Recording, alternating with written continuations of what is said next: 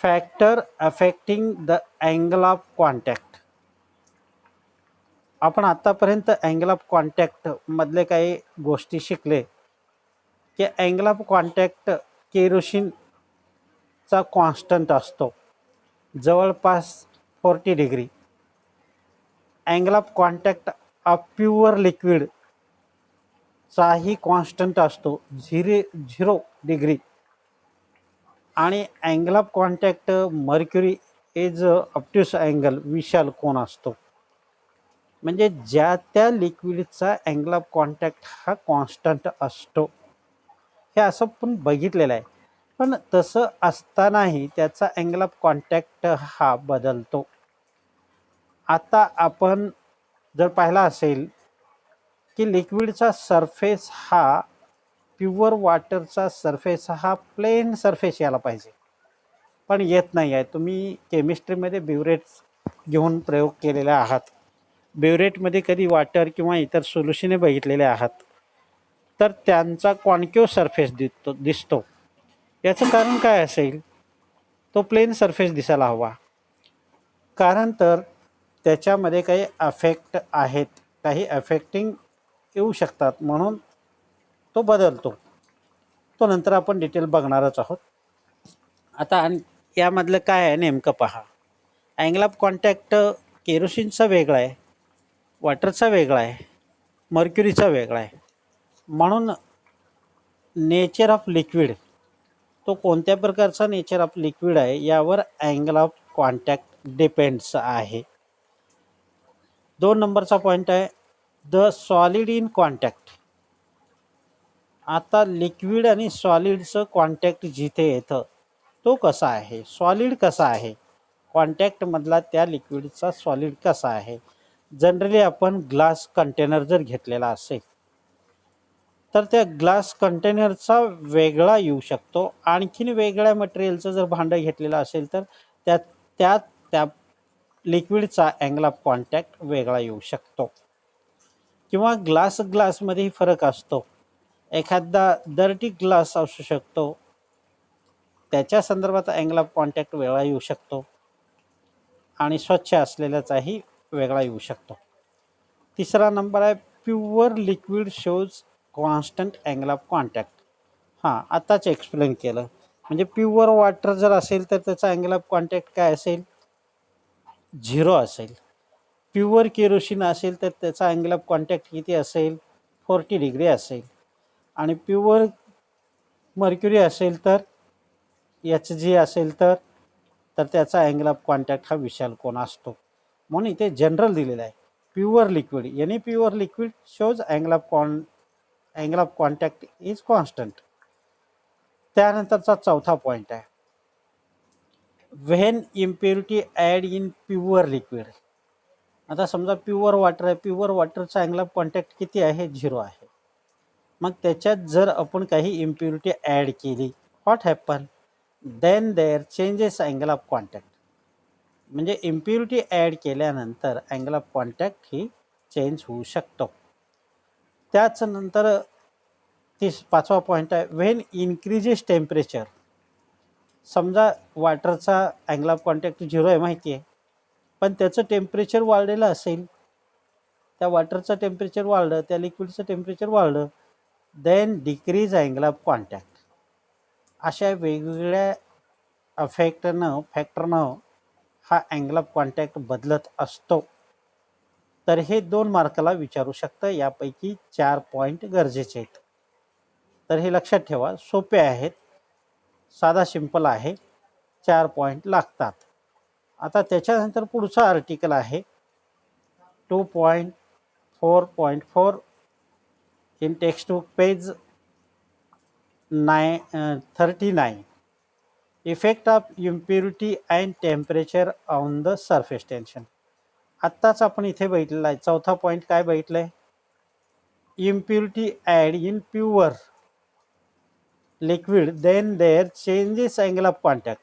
मग तो इन्क्रीज होऊ शकतो का डिक्रीज होऊ शकतो हे बघायचं आपल्याला इथे. त्याच पद्धतीनं इथे म्हणले also temperature of the surface tension. आणि टेम्परेचरचा काय इफेक्ट होतो इथे 5वा पॉईंट.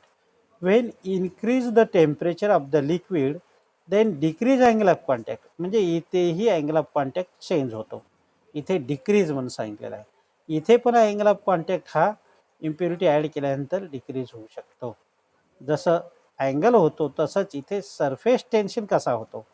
इथे अँगल ऑफ कॉन्टॅक्टच्या बाबतीत सांगितलं आणि इथे आपल्याला सरफेस टेन्शन कसा होतो, इन्क्रीज डिक्रीज हा बघायचा आहे आपल्याला.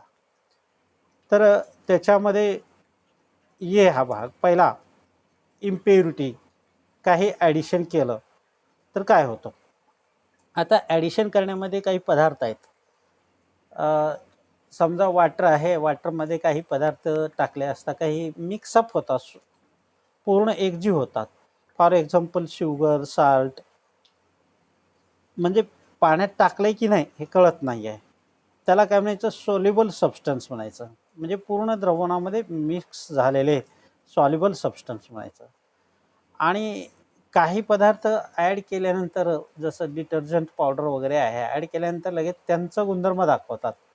म्हणजे ते इनसॉल्युबल असंही सांगता येतं. म्हणजे दोन प्रकार आहेत इथे. मग आता इन केस सॉल्युबल कोण आहेत, साल्ट आहे आणि शुगर आहे. मग हे वॉटरमध्ये डिझॉल्व होतात. मग त्यांचा सरफेस टेन्शन काय होऊ शकतो, निश्चित इन्क्रीज होतात. ते ॲड झाल्यामुळं वॉटरला शक्ती प्रदान मिळते. त्यांनी वॉटरसारखंच वागतात. वॉटर आणि ते एकजीव होतात. म्हणजेच असे एकजीव होऊन राहिले म्हणजे सॉल्युबल.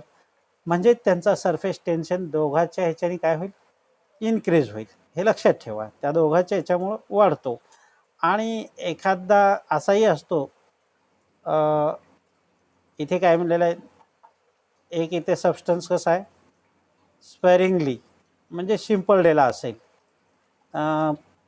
फेनॉल असेल किंवा एखादा ऑइल असेल तरंगणारा वगैरे असं जर, किंवा डिटर्जंट पावडरही असू शकतो वॉटरमध्ये.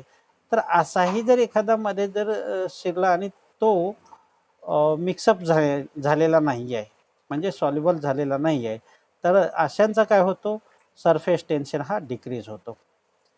सरफेस टेन्शन इन्क्रीज कधी होतो, तो आतमध्ये गेल्यानंतर तो दिसता कामा नये. पूर्वीचा वॉटर जसा आहे तसाच दिसला पाहिजे. तर त्याचं सरफेस टेन्शन इन्क्रीज होऊ शकतं, हे आपण इथे बघितलं आहे. आणि इथे काय होतं, त्याचं अंश दाखवतो, वेगळे पण दाखवतो. म्हणजे तो सॉल्युबल नसतो थोडक्यात. म्हणजे त्याचं, त्या वॉटरचं सरफेस टेन्शन डिक्रीज होतं. त्याच पद्धतीनं इनसॉल्युबल सम ॲड इनटू वॉटर.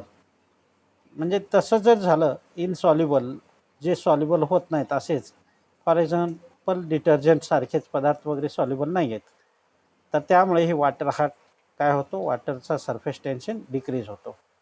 म्हणजे फक्त इन्क्रीज कधी होतो इथे, तर इन केस या इम्प्युरिटी ॲडिशनमध्ये जो सॉल्युबल होतो त्याचं इन्क्रीज होतो, बाकीच्यांचं डिक्रीज होतो. हे झालं इम्प्युरिटी ॲडिशनच्या बाबतीत झालं. आता इथे आणखीन एक दिलेलं आहे टेम्परेचर. आता टेम्परेचरचा काय फरक पडतो तोही पहा. हे 2-2 मार्कलाही विचारू शकतात. द टेम्परेचर इन्क्रीजेस, म्हणजे mostly liquid as temperature increases the surface tension decreases. म्हणजे व्यस्त क्रिया होते, रेसिप्रोकल होतो. लक्षात ठेवा. टेम्परेचर एखाद्या, आता वॉटरचा टेम्परेचर वाढतो त्यावेळेस त्याचा सरफेस टेन्शन डिक्रीज होतो, लूज होतो. आता फॉर एक्झाम्पल अशामध्ये न्यू कॉटन क्लॉथ आहे. ज्यावेळेस नवीन कपडे आणतो आणि ते एकदम पाण्यात टाकला जातो त्यावेळेस त्यामध्ये वॉटर हा मध्ये शिरत नाही आहे. इंटू, बघा काय म्हणलं आहे, new cotton cloth wash into cold water. In this case water does not good contact with cloth. ज्यावेळेस थंड पाण्यामध्ये आपण वॉटरमध्ये त्या नवीन कपडे आणल्यानंतर विशेषतः कॉटनचे बुडवायला जातो त्यावेळेस बुडवून वर काढल्यानंतर ते काही भाग कोरडा दिसतो किंवा त्याच्या आतमध्ये पाणी शिरलेलं दिसत नाही. हे एक इथे इफेक्ट आहे. आणि त्याऐवजी जर गरम पाणी असेल तर त्याच्यामध्ये शिरेलच. तसाच दुसरा प्रकार आहे, we use hot water for removing tough stains for the cloth. It is lower tension, म्हणजे हॉटला लोअर टेन्शन दाखवलेलं आहे. त्यानंतर मोल्टन कॉपर किंवा कॅन्डेलियम हेही यांचंही टेम्परेचर जर इन्क्रीज केलं then the surface tension also increases, म्हणजे मेटल धातूंचंही. The surface tension of liquid becomes zero at critical temperature. एका ठराविक टेम्परेचरला सरफेस टेन्शन हे काय असतं, झिरो असू शकतो. अशा टाईपचा हा आपण हे 2-2 मार्काला विचारणारे effect of impurities and temperature of the surface टेन्शनचं पाहिलं, आणि त्या अगोदर effect of angle of contact हेही पाहिलं. त्यानंतर दुसरं आर्टिकल आहे 2.45 textbook page number 40. Expression pressure across the free surface of liquid. लिक्विडचा जो वरचा भाग आहे तो फ्री सरफेस आहे. मग असं वेगवेगळ्या लिक्विडचं वेगवेगळं सरफेस दिसतो. आता इन केस आपण इथे 3 लिक्विड घेतले आहेत. हा पहिली जी डायग्राम आहे प्युअर वॉटरची आहे. त्याचा सरफेस कसा दिसतोय, सरळ रेषेत दिसतोय. आता आपण आपल्या घरचा जो पाहतो तो सरळ रेषेत दिसत नाही आहे, त्यामध्ये इम्प्युरिटी ॲड झाली असते. हा डिस्टिल वॉटरचा असतो. तर दुसरा लिक्विड आपण घेतलेला आहे इन केस हा त्याचा सरफेस फुगीर दिसतोय, म्हणजे कॉन्व्हेक्स लिक्विड सरफेस दिसतोय, म्हणजेच हा मर्क्युरी असला पाहिजे. आणि तिसरा लिक्विड जो घेतलेला आहे तो कॉन्केव सरफेस असलेला घेतलेला आहे. इथे तो कॉन्केव असा मध्ये झुकलेला हा घेतलेला आहे. तर अशा टाईपचे 3 लिक्विडचे कॅरेक्टरिस्टिक्स इथे बघायचे आहेत आपल्याला. तर याच्यामध्ये आपल्याला काय बघायचं आहे, expression pressure across the free surface of liquid. इथे प्रेशर कसा असतो बघायचं आहे आणि फोर्स कसा असतो बघायचा आहे. आता पहिला जो बघतोय आपण या ठिकाणी, या ठिकाणचा सरफेस हा लिनियर आहे, प्लेन आहे. मग आपण जस्ट अबो ए पॉईंट घेतला, just below in liquid B point घेतला. या दोघांचा आपण विचार करणार आहोत. या बी या ठिकाणचा हा फोर्स एफ बी घेतलेला आहे आणि ए या ठिकाणचा फोर्स एफ ए घेतलेला आहे. तो बाहेर आहे, ॲडिशिव्ह फोर्स आहे एफ ए, आणि एफ बी हा कोइशिव्ह फोर्स आहे. हे प्रत्येक ह्याच्यामध्ये आहे. इथे पण दाखवला पाहिजे होतं, इथे दाखवलं नाही. डायरेक्ट इथे ॲडिशिव्ह फोर्स ॲट ए आणि कोएशिव्ह फोर्स ॲट बी असं दाखवलेलं आहे, आणि प्रेशर दाखवलेलं आहे या ठिकाणचा. त्याच्या पुढचा भाग प्रेशर पी ए पी बी, इथेही वरच्यातही दाखवलेला आहे. प्रेशर इथे बाहेर ठेवलेला आहे. प्रेशर पी ए हा प्रेशर पी बी इतका असतो. म्हणजे प्लेन सरफेस ऑफ लिक्विड हे वॉटरचं असतं, आणि या ठिकाणी F A force, adhesive force आणि कोइशिव्ह फोर्स या सरफेसला इक्वल टू असतो, बट अपोजिट असतो. तसाच त्या पॉईंटला pressure P A at point A above and pressure B at just below हे देखील इक्वल अँड अपोजिट असतात. म्हणजेच त्या दोघांची बेरीज झिरो असते असंही म्हणता येतं. त्याच पद्धतीनं इथे मात्र काय होतो, कोइशिव्ह फोर्स हे मर्क्युरीमध्ये कोइशिव्ह फोर्स ग्रेटर आहे, म्हणजे आतल्या डायरेक्शनचा हा फोर्स ग्रेटर आहे than that of adhesive force. म्हणून त्याच पद्धतीनं या ठिकाणचा बी या ठिकाणचा pressure P B is greater than A या ठिकाणचा प्रेशर पी ए पेक्षा हा ग्रेटर आहे. म्हणून इथे समरीलाइज सांगितलेलं आहे, cohesive force is greater than adhesive force in case mercury.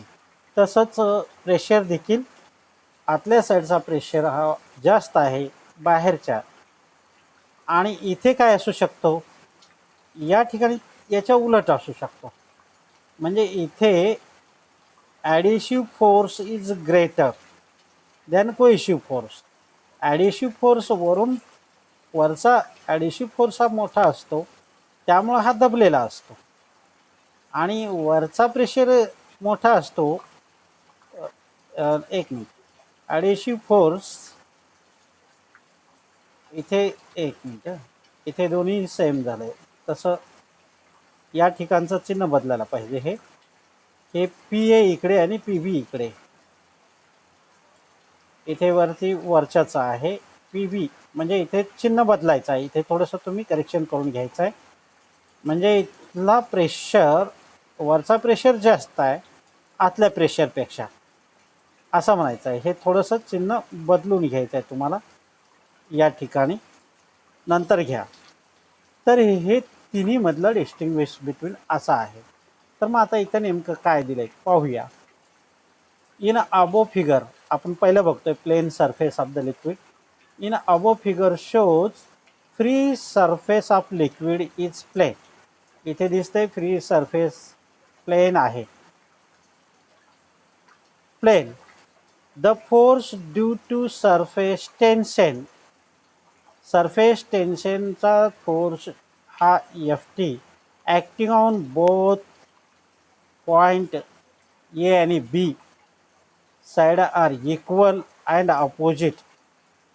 म्हणून त्या ठिकाणचा काय असतो, so resultant force surface tension at B zero. म्हणजे या ठिकाणी बी किंवा ए या ठिकाणी तो रिझल्टंट हा झिरो असतो, म्हणून हा प्लेन सरफेस असतो असं म्हटलेलं आहे. म्हणजेच दोन्ही ठिकाणचे फोर्स सारखे आहेत आणि प्रेशरही सारखा आहे. आता या ठिकाणी काय म्हणलेलं आहे, इथे कोइशिव्ह फोर्स हा ग्रेटर आहे, आतला फोर्स, म्हणून त्याचा प्रेशरही ग्रेटर आहे, आणि ॲडिशिव्ह फोर्स हा कमी आहे, म्हणून वरचा प्रेशरही कमी आहे. In this above figure shows free surface of liquid is convex.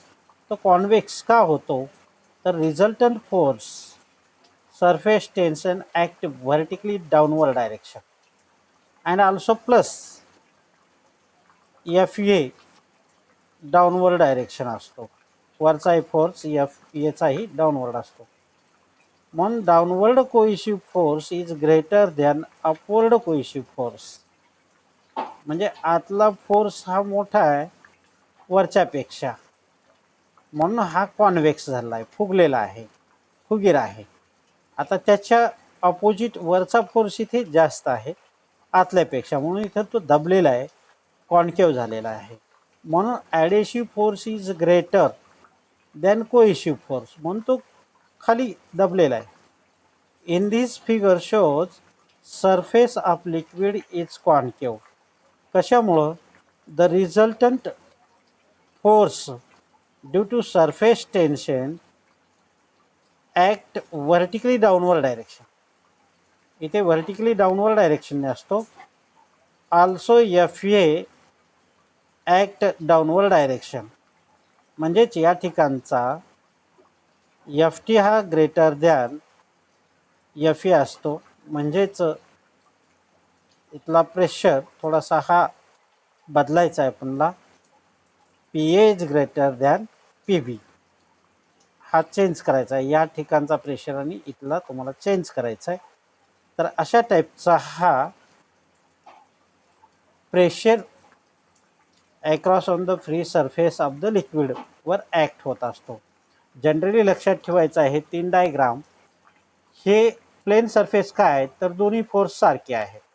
इथे हा वर फुगलेला का आहे, तर आतला फोर्स मोठा आहे वरच्यापेक्षा, आणि या ठिकाणी खोलगट का झालेला आहे, तर वरचा फोर्स या लिक्विड आतल्या फोर्सपेक्षा जास्त आहे, म्हणून तो दबलेला आहे. अशा टाईपचं लक्षात ठेवायचं आहे आणि हे स्टडी करायचं आहे. ठीक आहे, मी रेकॉर्डिंग थांबवतोय.